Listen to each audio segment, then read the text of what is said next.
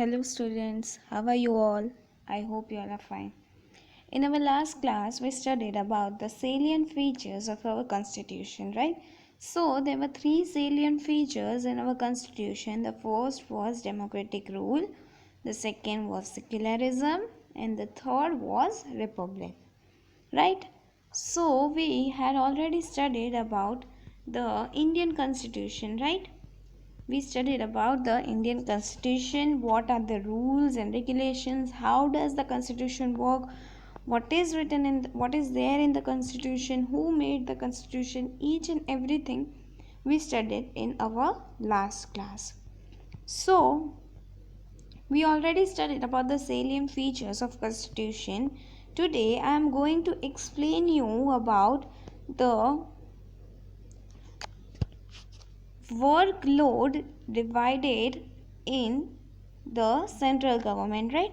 So basically there are three organs. As we all know that in our India there are two types of government: the central government, that is the head of all the states, and it makes rules and regulations for the whole nation, whereas whereas the state government is given a particular region or a particular area, and the state government looks after only that particular state, right?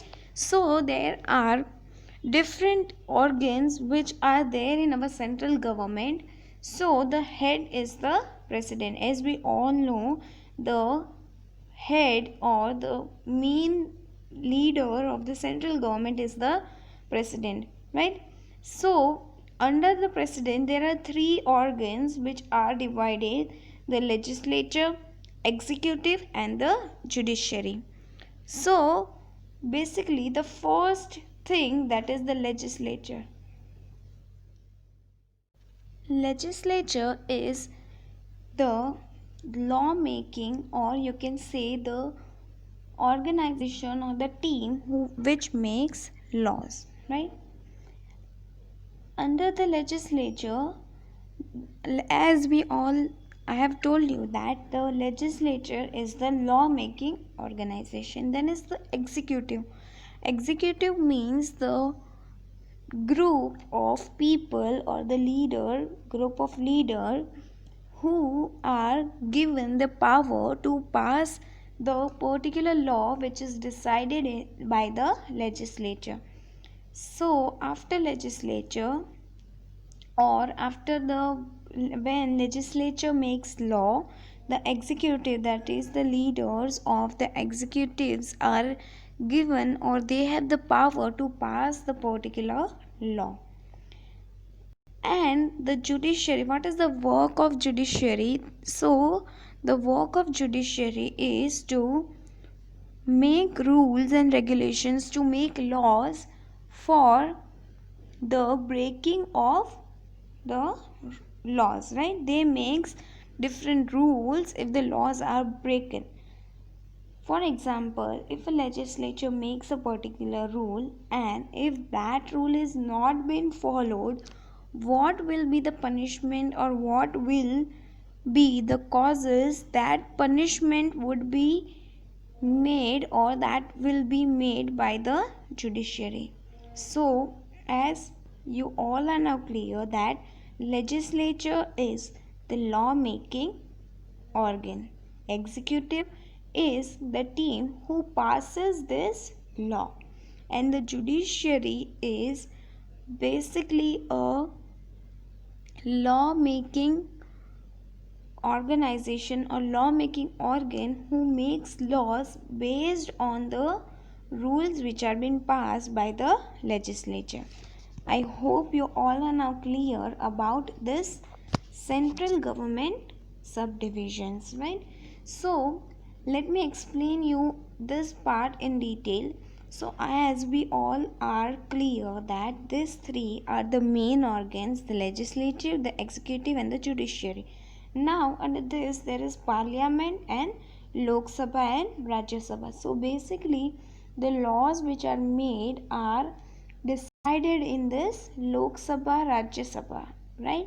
After that, here in parliament there is a Lok Sabha and Rajya Sabha, and there the laws are being decided, and the prime minister and the council of ministers are given the power to pass that laws, and the supreme court decides whether if this law which is passed, if that law is not been followed, what will be the rules or what will be the punishment for that law breaking.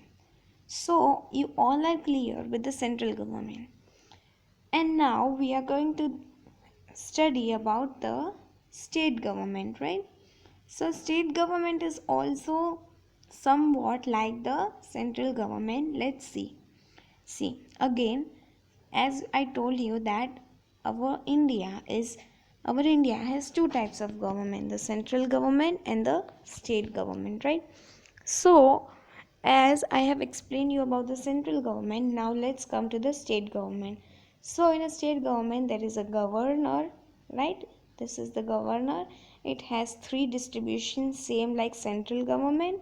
See, same like central government, the legislature, executive, and the judiciary. But in the state level, the lawmaking order or the lawmaking organization is the state government or the legislative assembly. Legislative assemblies are not in all the states. It is there in some of the states, but state government, that is the Vidhan Sabha, is there in all the states. So, if there is no legislative assembly, the state government or the Vidhan Sabha decides the laws of a particular state.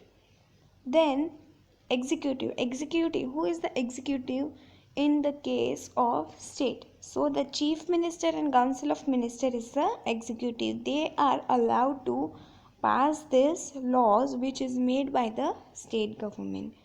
And then this laws, if the law is passed, the rules and the laws under that law breaking will be decided by the high court, district court, or the subordinate court. In a particular area where there is a court, that court will decide, the high court will decide, and that will be passed to all the other courts.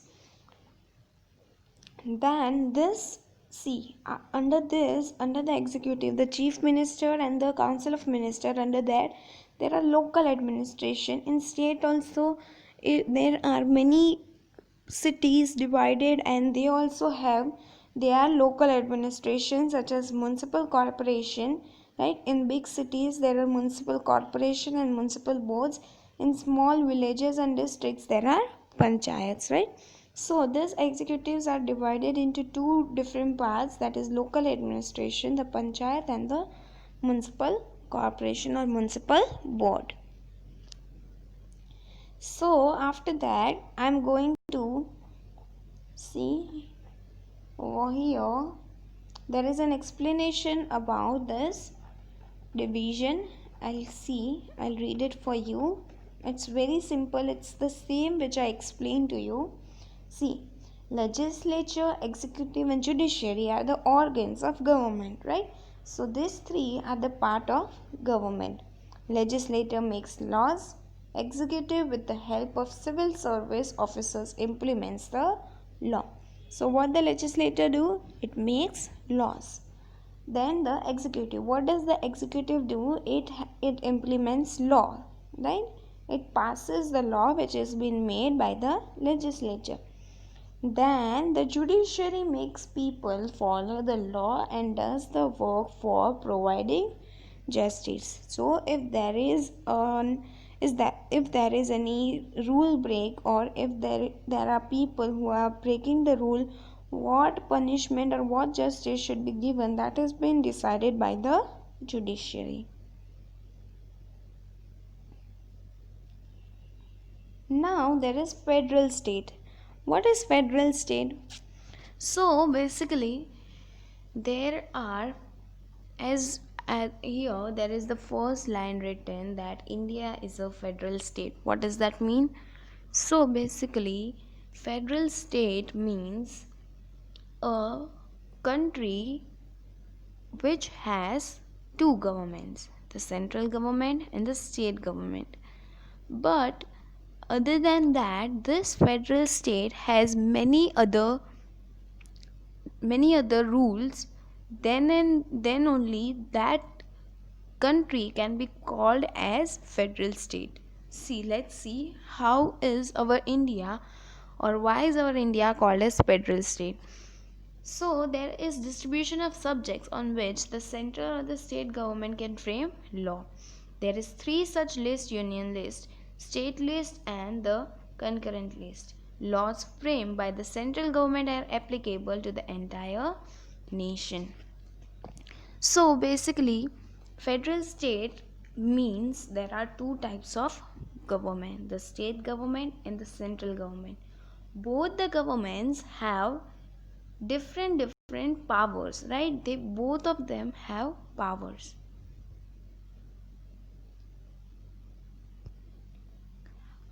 Along with that, they also have many different rules and regulations which they can follow in their particular state. So basically, the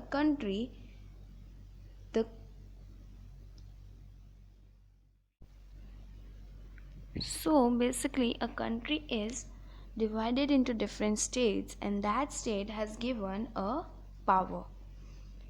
But the central government has more powers, and the decisions which are made by the central government are to be followed by all the state governments, right? I hope you all have understood what is federal state. Thank you for watching.